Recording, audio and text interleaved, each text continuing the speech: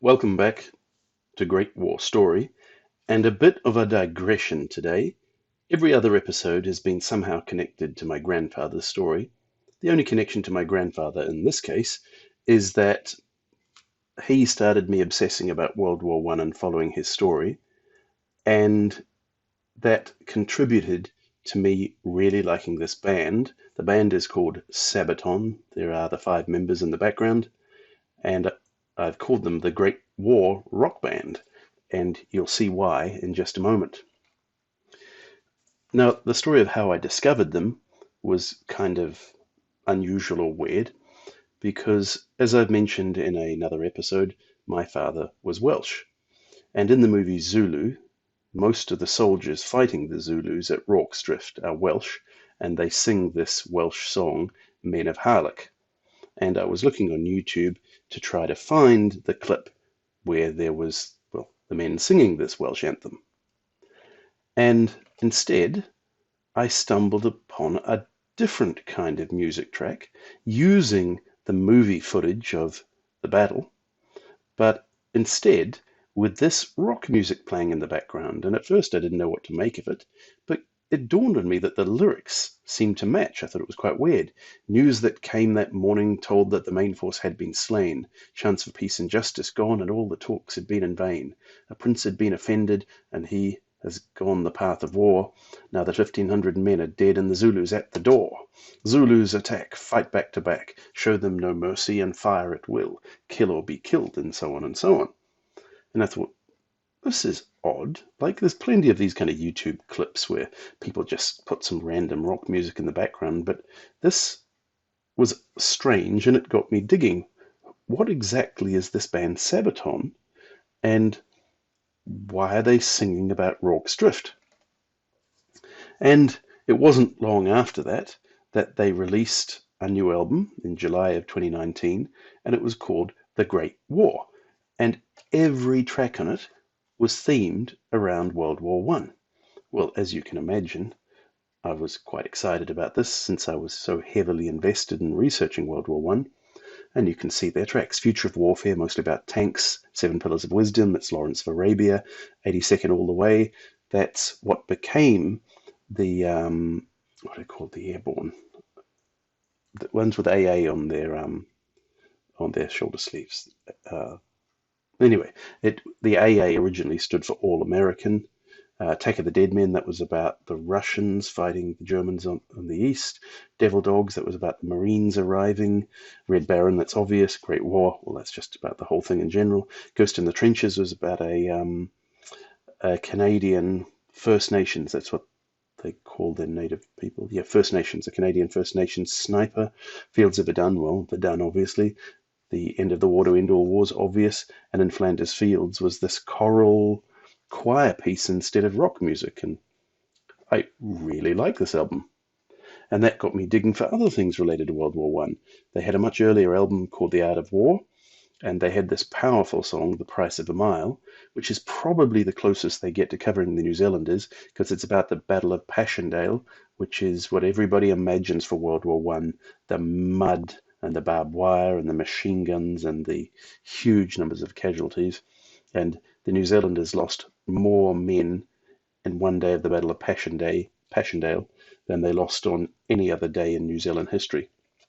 And then there was this other rather interesting one where they did a what do you call it? You know, when two bands play together, and it was a Sabaton song called Angels Calling, and they combined with Apocalypta, so you had these cellos going, and quite haunting and powerful if you're into rock music. And so I started digging into more of them and found, well, okay, they'd been founded in 1999, and they almost entirely reinvented themselves around 2012, 2013, when almost everybody in the band quit. And they were, well, just two guys were left, which is kind of a shame in some ways, because the last album that they created before this big transition was really quite brilliant. And in fact, as a concept album, it was about, well, much more close to Sweden, in this case, the 30 Years' War and all of that catastrophe in Central Europe. And they actually released two separate albums. The same songs, but one where they were sung in Swedish and one where they were sung in English. And even though I really like that album, personally, I much prefer their albums that came out after the band was reinvented with new members. I find them musically more powerful and well, just lyrically better. And as a result of this, I found out they were coming to LA, and I went to see them live in concert at the Winton. Now, as you can see from my photo, I didn't have a very good seat, so I was well to the back. So you can see why my photos are a bit blurry. There's the trademark swinging of the heads with the long hair going, and I think you'll see it again. Oh, no, that's the one where they're. I think that was when they were doing 82nd All the Way, which is a pretty good track, by the way. But I thoroughly enjoyed the concert, and I have to say though, watching some of their clips on YouTube, it looks like when they perform in Europe, they have a much better set. They have, all the pyrotechnics going, a much bigger stage. You can see all the sandbags, much bigger backing crew. I think they have a very pared down minimalist set when they go on tour to the United States. And it's also true they're not as big in the States as they are in Europe. I think their album Great War, for example, went to #1 in Germany. And then they weren't done with World War One. The next album they released to follow the Great War was called The War to End All Wars, another concept album, again entirely about World War One. And well, most of these are obvious Sarajevo, now stormtroopers to me. I haven't made any videos about my great uncle yet. Everything so far has been focused around my grandfather, but at some point I'm going to make quite a few videos because he was a second lieutenant in a London battalion, and their battalion was overrun on the 23rd of March as part of the German Spring Offensive, and that song Stormtroopers is about that exact assault in which my great uncle was killed. So you can look forward to learning a bunch about the German Spring Offensive. Dreadnought, well, the big naval things, a bunch of them. Harlem Hellfighters is obvious. Race to the Seas about, well, what was going on in Belgium at the start of the war. Lady of the Dark, I think she was Serbian. Valley of Death, again, that was something, one of the less well-studied fronts involving was it Bulgarians? I think it was the Bulgarians. Christmas Truce is definitely my favourite of all the tracks on the album, though. And they put quite a lot of money into making a pretty high quality rock video for it. You can see the lead singer there playing the piano.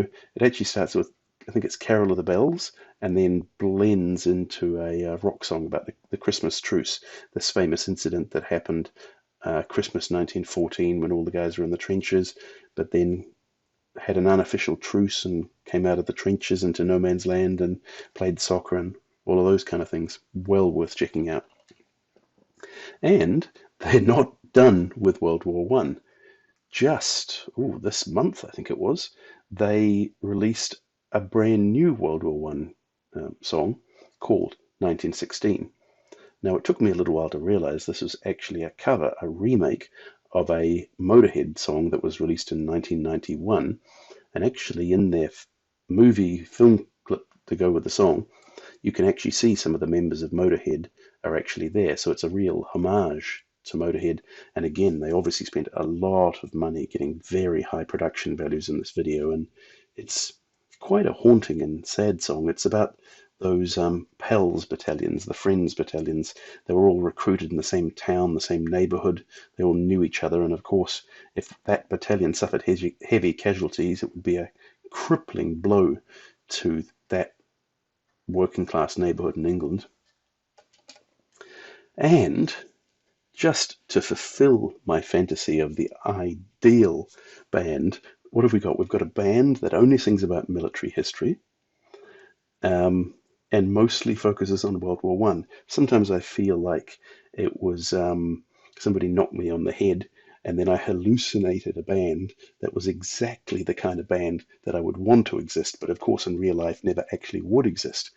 Because not only have they made all of these historically themed rock songs, they've even got a separate YouTube channel, the Sabaton History channel, where this guy, Indy Nidell, you can see him in the beside the lead singer there in that top clip called Sabaton History channel. This is Sabaton History.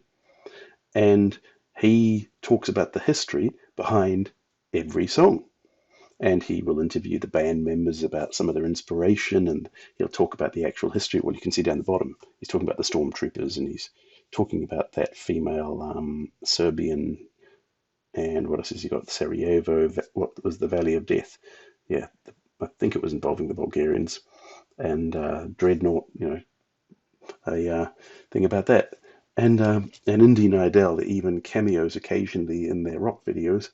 And I think possibly my favorite song from the album Great War, and definitely my favorite of their videos, their song videos, is Seven Pillars of Wisdom about Lawrence of Arabia. And here we have Indy Nidell appearing as Lawrence of Arabia. I thought it was brilliant. In fact, at the end of that clip, it says to be continued. And I've been waiting for the continuation ever since.